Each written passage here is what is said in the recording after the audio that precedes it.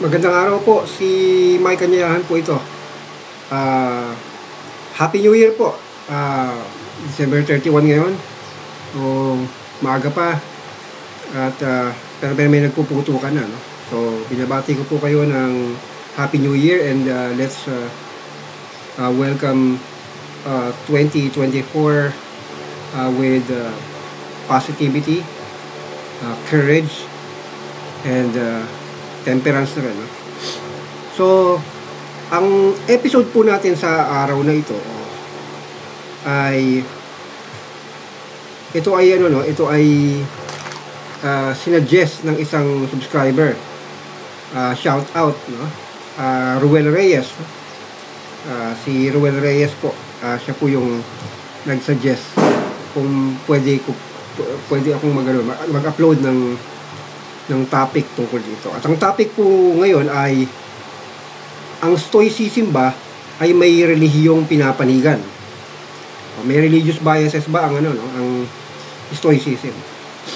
Siguro mas maganda sagutin ko muna agad bago ko i-explain kung bakit.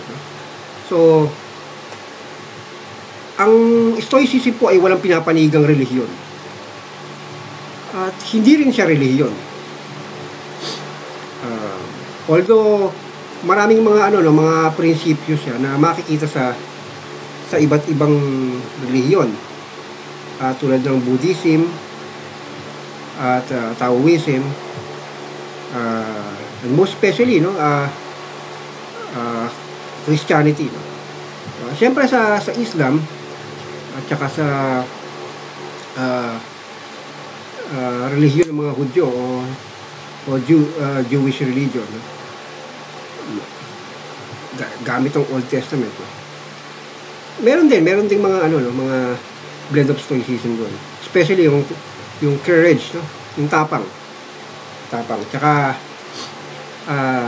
yung integrity, kasi talagang ni-establish ng Islamic religion at Jewish religion ay yung purity, integrity.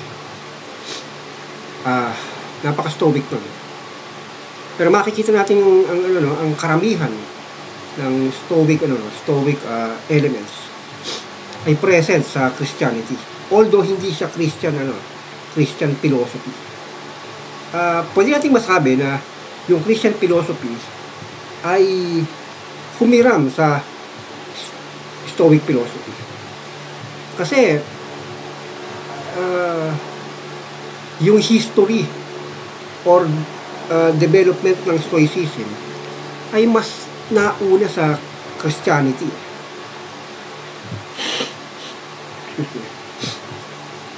Although si Zeno of Citium, yung founder ng Stoic School,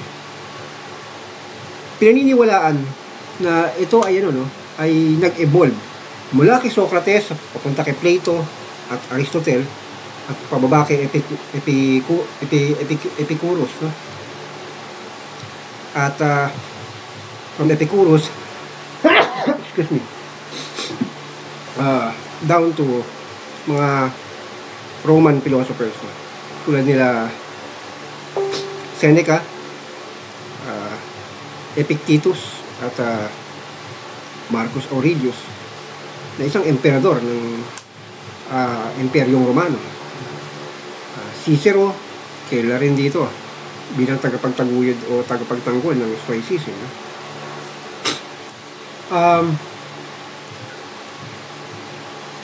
Nung panahon na nade-develop pa lang ang Stoicism, hindi siya itinatatag bilang isang religion. Actually, school of thought siya. Isang movement siya. Hindi rin political movement. Although isang ideology rin siya ng mga politicians or statesman na maitutumbas natin sa mga aktivista ngayon. Kasi nung panahon ng Roman Empire, yung mga Stoic statesman, o sa termino natin ngayon, mga progressive politicians, may malaking ambag sa pagbabago ng pamamahala. Dahil nagsimula yung Stoicism bilang isang matulog na ideology ng mga prinsipyadong politiko na to. Dahil dito nagsimula ang idea na i-criminalize ang infanticide. Dito nagsimula na bigyan ng pantay na karapatan ng kababaihan. At dahil ang Stoicism ay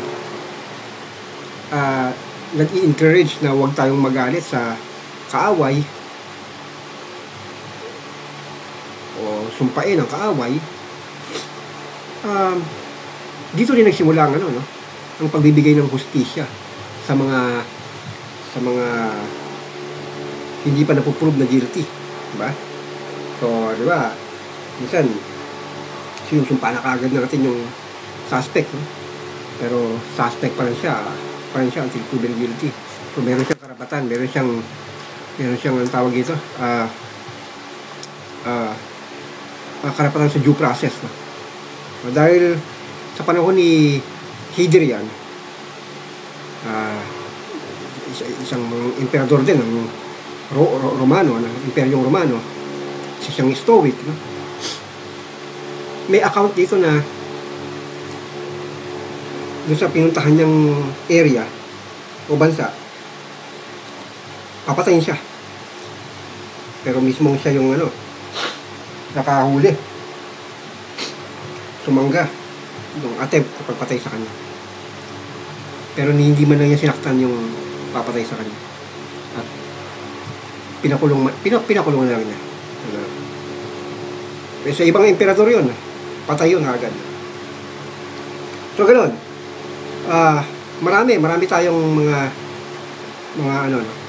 mga hiram sa Stoicism na hanggang ngayon na-enjoy natin. Tulad ng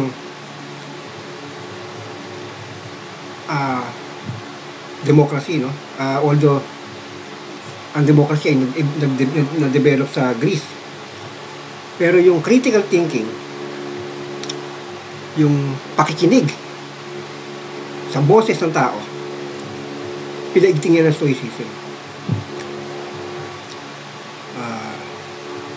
So ito ay in-implement, no? Ipinractice ng mga Stoic statesman at dumaan sila sa persecution na tulad ng pinagdaanan ng mga Christian, early Christian.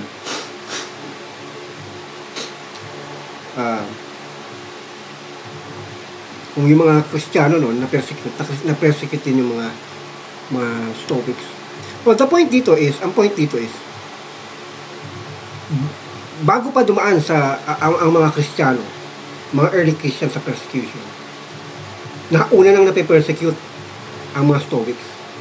So therefore, merong Stoic movement na even before the Christian movement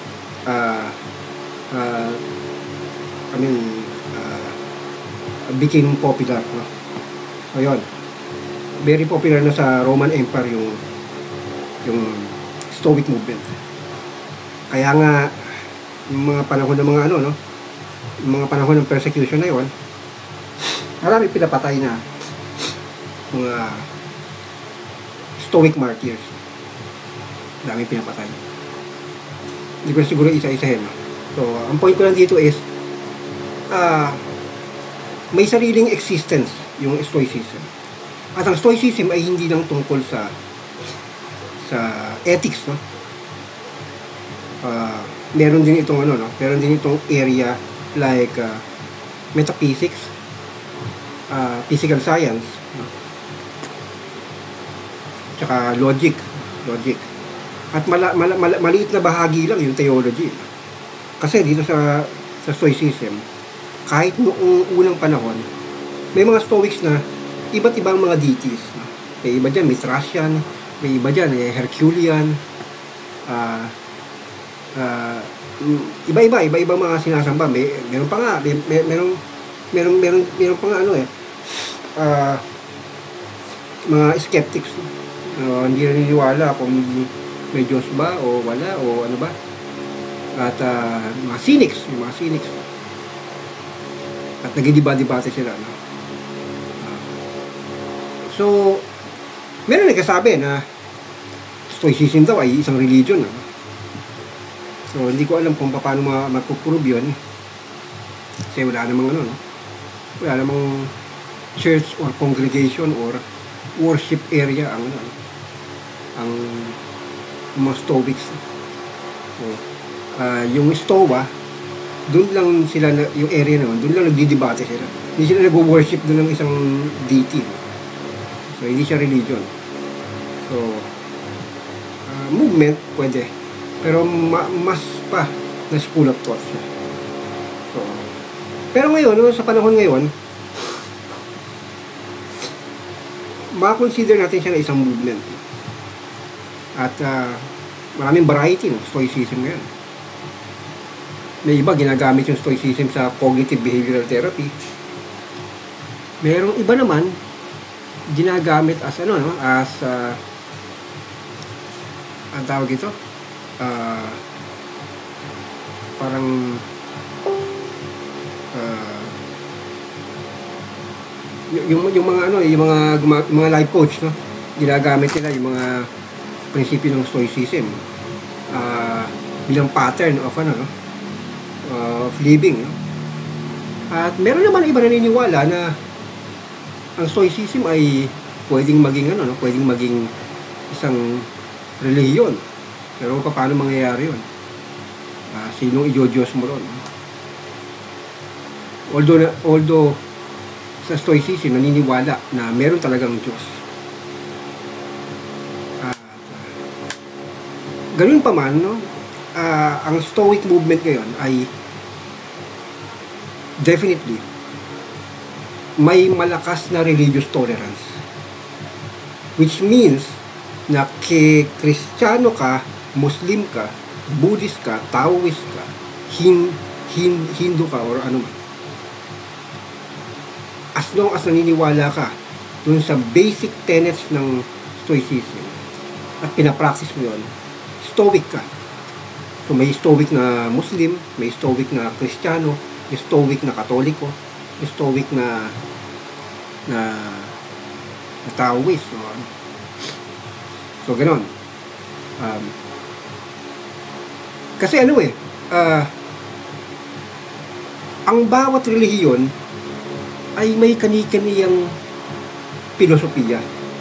Although halos lahat ng relihiyon ay may pagkakapareho ng filosofiya. Halimbawa, humility.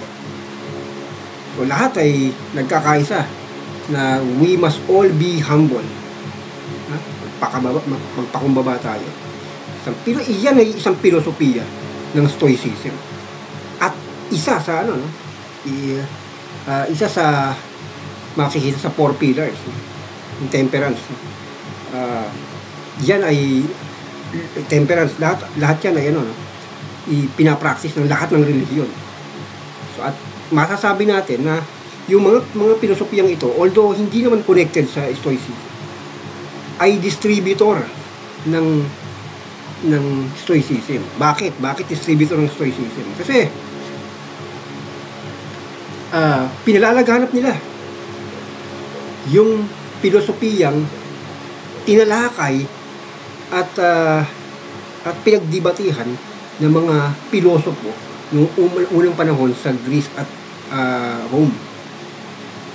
Talagang talagang nagmula kay Socrates, kay Plato, Aristotle, Diogenes, Epicurus, Zeno, Seneca, Cleantes,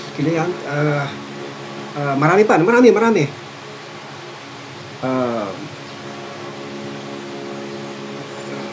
Especially, no, kay Cicero, no? Cicero talagang nagbigay siya ng panahon na makipagdebate sa mga Epicureans, in the name of Stoicism. So doon marami tayong matututunan na ganun pala kalawak ang Stoicism. Malawak dahil open, very open siya. Para sa mga open-minded. Para sa mga free thinkers, critical thinkers. Hindi ito para sa mga dogmatics na kung ano yung nasa letra, sundin mo. Ito yung sinasabi letra, sundin mo. Hindi. Ang Stoicism ay philosophy in progress. Dahil nung wala pa si Marcus Aurelius at Epictetus at Seneca, meron ng mga fragments kina Sino, Obsidium, na pinag-uusapan. At wala tayong tinutukoy na ano rito na isang buong sistema na, no? Although meron ng talagang meron ng systematic na philosophy yung kabuuan ng movement ng Stoicism, pero hindi dogmatic ng mga Stoics. Kaya kasi kung dogmatic sila, paano makakapagsulat tong sila Seneca ng Malaya sila nagsusulat, si Epictetus, no? Yung Enchiridion tsaka yung mga discourses. So, pero magkakaiba yung mga sulat nila, hindi nila kino-quote ang isa't isa. Although si Marcus Aurelius kino-quote si Epictetus, pero ibig sabihin hindi sila talagang yun lang yung pakamuha ng ginagawa natin sa Bible, no? Kung anong sinasabi ng aklat ng bla bla bla, yun na yun, tapos pare-pareho. Hindi. So, si Marcus Aurelius ay malaya ring nagsulat. Pero bakit malaya siya nagsulat ng libro o yung meditation? Dahil dahil naintindihan niya kung ano yung Stoicism, no? So, ang Stoicism ay isang prinsipyo, hindi isang dogma. So kaya hindi mo pwedeng sabihin o ikahon ang Stoicism sa isang relihiyon. Kaya kahit na ano pang relihiyon mo, welcome ka sa Stoicism. Unless yung relihiyon mo ay hindi wini-welcome Stoicism. And very strange yun. Dahil kahit na anong relihiyon, makakakitaan mo ng Stoic principle. So bakit mo hindi welcome? Kamukha nung kahit nga mga kahit mga iba't ibang sekta ng Islam, pwedeng gamitin o i-justify yung ginagawa nila sa pamamagitan ng Stoicism, kasi napaka-rich ng Stoic principles or thoughts na pwedeng paggamitan ng kahit na anong relihiyon. So yung iba nga, yung mga jihadist na, no? Para sa kanila, virtue yung ginagawa nilang jihad, no? Ano ngayon kung mamatay sila, diba? Siyempre, para sa kanila, pinatutunayan nila na ito ay isang dakilang gawain. At pag sinabi mong dakilang gawain, ito yung mga inopormahan ng mga Stoics noon, na ang dakilang gawain ay ang mamatay para sa tama, diba? So yung virtue of courage, no?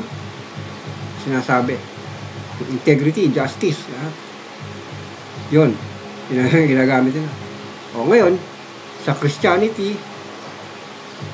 Buddhist, o sa Christianity na lang, yung kababaan ng loob, yung pagiging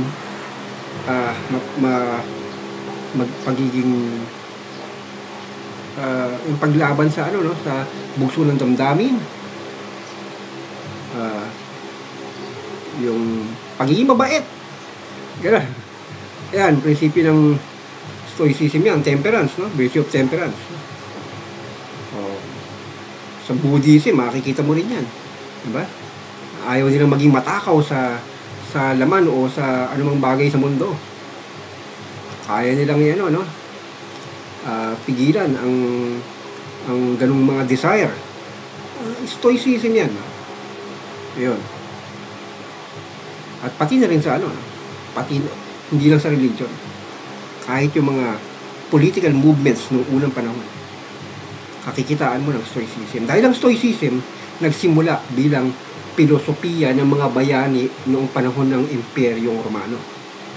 Kaya ang makikita mo, kaya kung iitsurahan mo, ano ba yung mga taong Stoics? Mas madaling sabihin na kung ano yung nakikita natin sa mga bayani natin dito, tulad nila Andres Bonifacio, Jose Rizal, Lapu-Lapu, Apolinario Mabini. Yan. Yung mga salitang ang mamatay ng dahil sa iyo. Basta yung mga, kung ano yung mga katangian nila. No? Grabe yung integrity nila. Ayun. Yun pwede ng magandang halimbawa ng isang Stoic. No? Dahil ganun nabuo yung imahe ng isang Stoic sa panahon ng Imperyong Romano. Dahil yung panahon ng Imperyong Romano, o Roman Empire, yung mga ganun tao, pinagbabawal yun. Pinagbabawal yung mga ganun tao, pinapapatay yun ng mga Caesar, mga Caesar at saka mga emperor. So yun. At ngayon sa religious aspect, no? Pwede nga, okay, ano ba itsura? Pwede si Jesus Christ, no? Pwede maging imahe ng isang Stoic. Pwede si Buddha. No? Pwede si Muhammad. Diba? As in, lahat pwede. Kasi, kahit sabihin mo hindi perpekto yung isang imahe, ganun din yung Stoicism. Hindi siya nagpo-propose ng perfection. In fact, inuulit-ulit ituro sa Stoicism na hindi lahat ng bagay kontrolado natin. At dapat natin fokusan yung mga bagay na nasa control lang natin. Yung mga hindi natin control, hayaan mo na. Hindi tayo perfecto. Nagkakamali tayo kasi hindi lahat ng bagay kontrolado natin. Ganon mag-isip ang mga Stoics. Diba? So, pagdating sa relihiyon,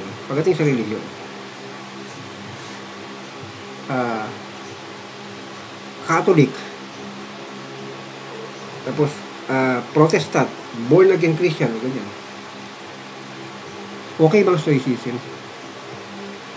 Actually, ang Stoicism, kung Stoicism yung iintindihin nyo, napaka-democratic ng Stoicism. Walang pinagbabawal o walang sinisino. O walang hindi choosy ang mga hindi choosy ang Stoicism. Except, no? Dapat hindi ka rin choosy. Ano ibig sabihin nun? Ang sabi nga ni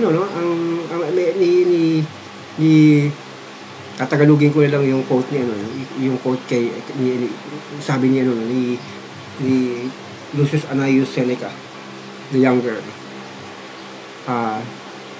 Sabi niya, sinusunod siya, pag may sinusunod siya na nauna sa kanya, inaalaw din niya yung sarili niya na maghanap pa ng mga ibang bagay o baka may iba pa dyan. Hindi siya nagtatapos ng doon o nagsisettle lang doon. Sabi sabihin, ganun ka-open siya.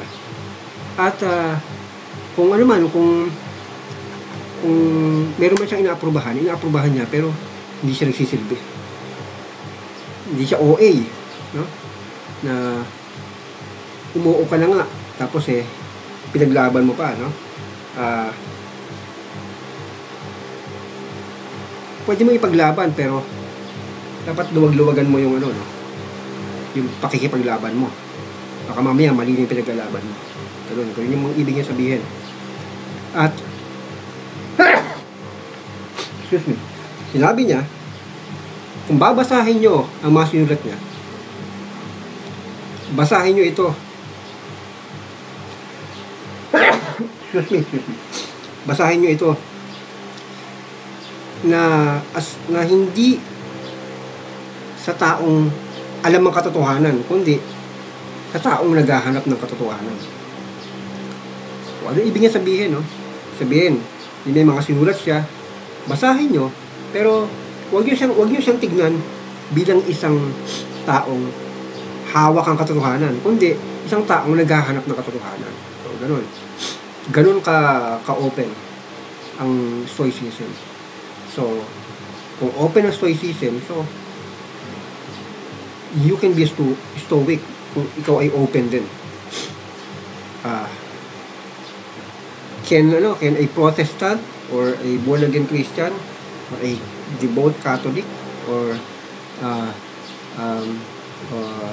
Muslim be stoic? Of course, pwede. Only if you allow yourself to become so. Diba? Pero kung hindi, hindi. Kasi ang Stoicism ay hindi para sa mga dogmatics at close-minded or narrow-minded. Hindi para sa mga intellectually blind. Pero kung ako tatanungin nyo, makatutulong kung anong religion meron kayo. Dahil may pinapractice na kayong mga bagay na nag-i-implement ng Stoicism. In fact, kahit ngayon, kahit mga atheists, maraming atheists ang Stoics.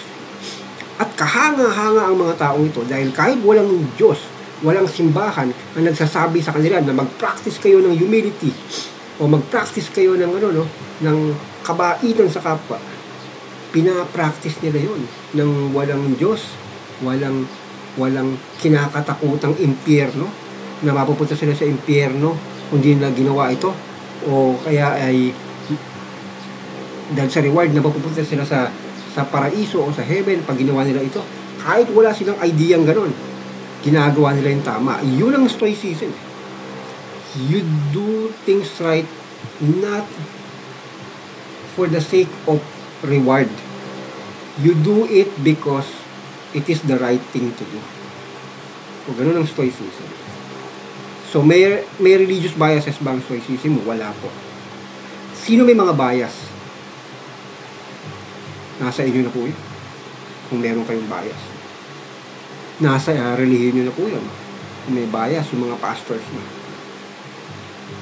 Pero dito sa Pilipinas, gusto kong ituro ang isang prinsipyo kung saan may religious tolerance. Na dapat, kung ano man ang relihiyon mo, focus ka lang sa relihiyon mo at patunayan mo sa sarili mo na ito ay tama.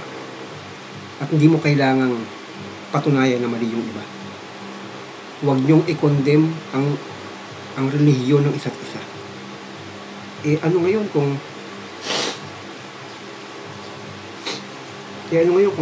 kung Muslim ka? Ano ngayon kung Kristiyano ka? Kung Hindu ka? As long as gumagawa ka ng tama. Pero kung sasabihin mo na ikaw ay isang deboto, papatay para sa debosyon mo,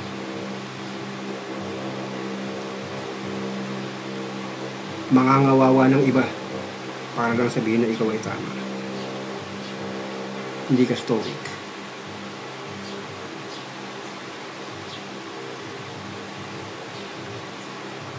At hindi mo deserve na maging stoic. At ang tanging pwedeng maging stoic ay makatao. At ang Stoicism ay isang movement o filosofiya para sa tao, para sa lahat, ano man ang maging religion. Yun lang po. Maraming salamat. Hanggang sa susunod na episode sa bagong taon. Sana ay maging maganda ang 2024 ng lahat. and wish you a Happy New Year. May the Force be with you.